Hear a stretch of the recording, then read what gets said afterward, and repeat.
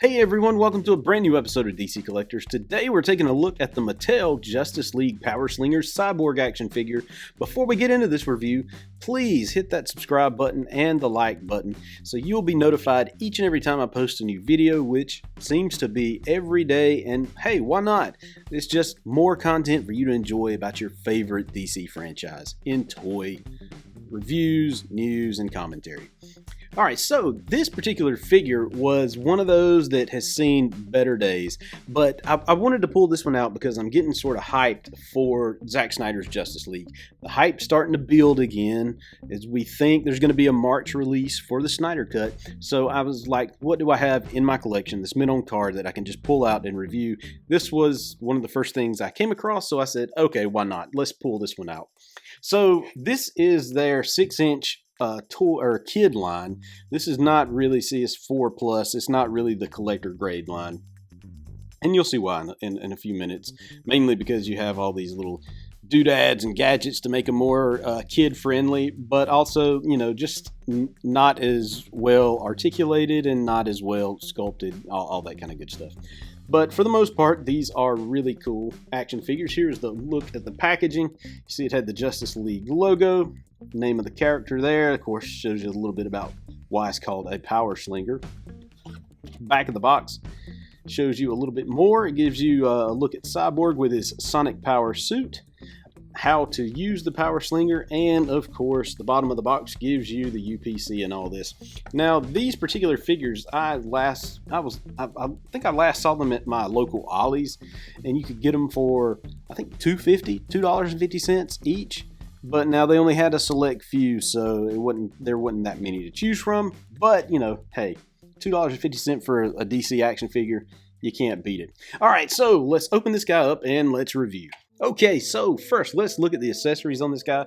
He comes with his sonic-powered suit thingamajig. Apparently, this connects to his back. I'm sure he's got 2 holes in his back. Yes, he does. Where these will pop in. And, of course, these look like maybe they would be sonic emitters, you know, kind of thing coming out of his of this weaponry here.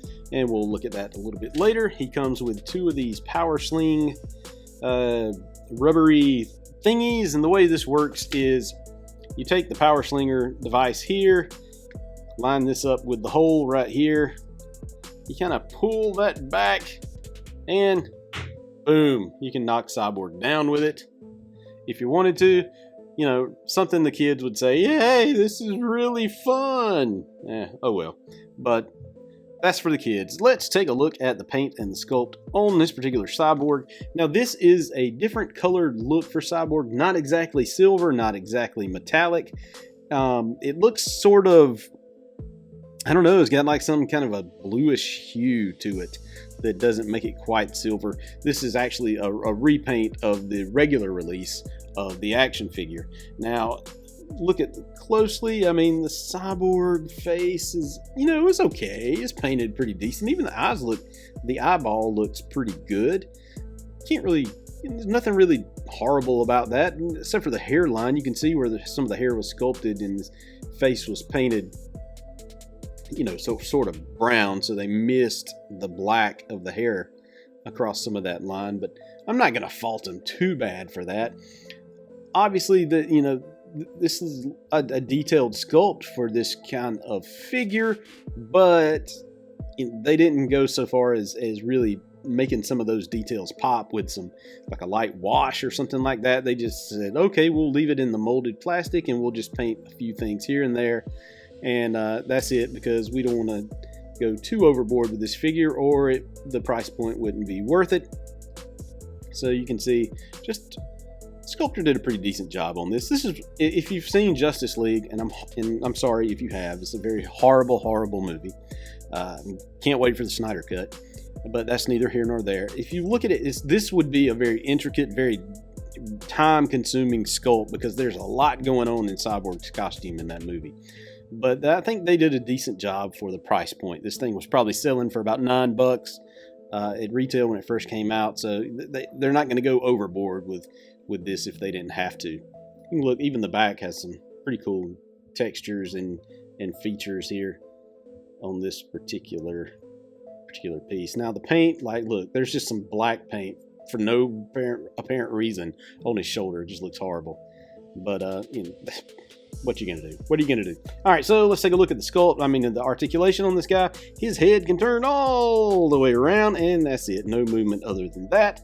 Shoulders can go all the way around. Can go up that far because his shoulder pad thingies right here are gonna hit that and keep you from going any further than that.